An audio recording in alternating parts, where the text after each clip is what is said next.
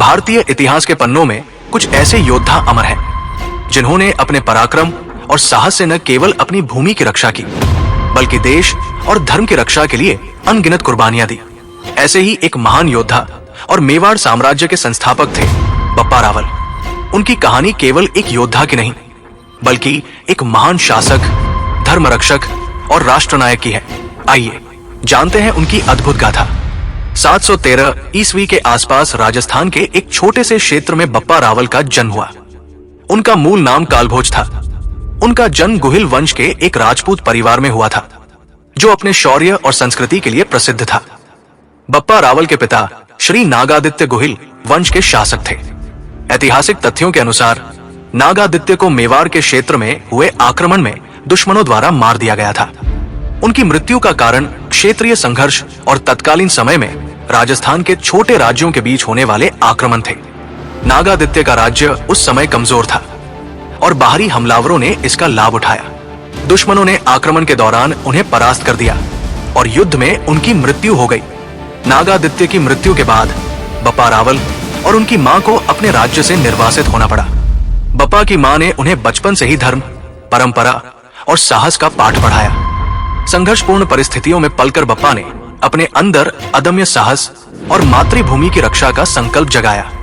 अपने प्रारंभिक जीवन में बप्पा ने मेवाड़ के प्रसिद्ध एकलिंग जी मंदिर के पास शिक्षा प्राप्त की। वहां उन्हें ऋषि हर्षनाथ का मार्गदर्शन मिला जिन्होंने उन्हें युद्ध कौशल, राजनीति और धर्म के महत्व की शिक्षा दी। हर्षनाथ ऋषि ने उन्हें सिखाया कि एक सच्चे योद्धा का उद्देश्य केवल विजय प्राप्त करना नहीं बल्कि धर्म और संस्कृति की रक्षा करना है। बप्पा रावल के समय में चित्तौड़ पर मुस्लिम आक्रमणकारियों का कब्जा था। ये किला केवल एक सैन्य गढ़ नहीं बल्कि मेवाड़ की सांस्कृतिक और राजनीतिक पहचान थी। बप्पा ने इसे पुनः प्राप्त करने की प्रतिज्ञा ली। बप्पा ने अपनी सेना को संगठित किया और चित्तौड़ पर हमला करने की योजना बनाई। उन्होंने दुश्मन की कमजोरियों का अध्ययन करने के लिए गुप्तचरों का उपयोग किया।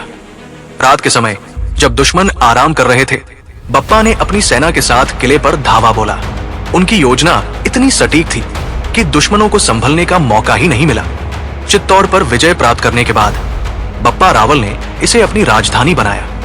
ये केवल एक किले की विजय नहीं थी बल्कि मेवाड़ की स्वतंत्रता की शुरुआत थी। 8वीं शताब्दी का समय भारत के लिए संकट का दौर था। अरब आक्रमणकारियों ने सिंध और उससे सटे राजस्थान के कुछ हिस्सों पर कब्जा कर लिया था। उनका उद्देश्य केवल भूमि विजय नहीं बल्कि भारतीय संस्कृति और धर्म को नष्ट करना था। सिंध में अपनी शक्ति स्थापित करने के बाद अरब शासक मोहम्मद बिन कासिम और उनके उत्तराधिकारी राजस्थान और मालवा की ओर बढ़ रहे थे। इन आक्रमणों ने पूरे क्षेत्र में भय और अस्थिरता फैला दी थी। लेकिन इस चुनौती को स्वीकार किया बप्पा रावल ने। उन्होंने न केवल अपनी मातृभूमि की रक्षा का बीड़ा उठाया बल्कि पूरे भारत को ये संदेश दिया कि विदेशी ताकतों का सामना करने के लिए एकजुट होना आवश्यक है। बप्पा रावल ने मेवाड़ और आसपास के राज्यों की सेना को संगठित किया। उन्होंने राजपूत योद्धाओं को एकजुट किया और उन्हें इस धर्म युद्ध के लिए प्रेरित किया। उनकी सेना में पैदल सैनिक, घुड़सवार और हाथियों की टुकड़ियां शामिल थी। उन्होंने गुप्तचरों का एक मजबूत नेटवर्क तैयार किया जो दुश्मनों की गतिविधियों पर नजर रखते थे। दुश्मन की कमजोरियों और उनके शिविरों की स्थिति का पूरा अध्ययन करने के बाद बप्पा ने युद्ध की योजना बनाई। चित्तौड़ के निकट अरब आक्रमणकारियों ने मेवाड़ की सीमाओं में प्रवेश करने की कोशिश की। बप्पा रावल ने अपने सैनिकों को अरावली की पहाड़ियों में छिपा दिया और दुश्मन के काफिले पर अचानक हमला किया। यह रणनीति इतनी सटीक थी कि अरब सेना को संभलने का मौका ही नहीं मिला। पहले ही संघर्ष में अरब सेना को भारी नुकसान हुआ। उनके सैनिकों की बड़ी संख्या मारी गई और बचे हुए सैनिक भयभीत होकर पीछे हट गए। अरबों ने अपनी हार से सबक लेकर बड़ी सेना के साथ फिर से हमला किया। ये युद्ध चित्तौड़ के मैदानों में लड़ा गया। बप्पा रावल ने दुश्मन को चारों ओर से घेरने की रणनीति अपनाई। पहले उन्होंने दुश्मन की आपूर्ति श्रृंखला को पूरी तरह से काट दिया। इसके बाद उन्होंने अपनी सेना के 3 हिस्से किए। एक हिस्सा सामने से हमला करता, दूसरा दुश्मन के दाहिने ओर से और तीसरा पीछे से। दुश्मन सेना जो संख्या में बड़ी थी, बप्पा रावल की इस रणनीति के आगे टिक नहीं सकी। बप्पा के सैनिकों ने अदम्य साहस और वीरता का प्रदर्शन करते हुए अरबों की सेना को पूरी तरह से नष्ट कर दिया। इस युद्ध ने भारत की संस्कृति और धर्म को नष्ट करने के अरबों के मंसूबों पर पूर्ण विराम लगा दिया। अरबों की हार इतनी करारी थी कि वे फिर कभी भारत की सीमाओं में प्रवेश करने की हिम्मत नहीं कर सके। बप्पा रावल की युद्ध नीति अद्वितीय थी। उन्होंने केवल बल पर ही नहीं बल्कि बुद्धिमानी और योजनाबद्ध तरीके से दुश्मनों का सामना किया। उनकी गुप्तचरी प्रणाली, आपूर्ति मार्गों को काटने की रणनीति और दुश्मनों पर अचानक आक्रमण उनकी विशेषताएं थी। ये युद्ध भारतीय इतिहास में एक महत्वपूर्ण मोड़ साबित हुआ। अरबों का भारत में आगे बढ़ना रुक गया और देश की सांस्कृतिक विरासत की रक्षा हुई। चित्तौड़ की विजय के बाद बप्पा रावल ने मालवा और गुजरात के क्षेत्रों की ओर ध्यान केंद्रित किया। ये क्षेत्र भारत के प्रमुख व्यापारिक केंद्र थे।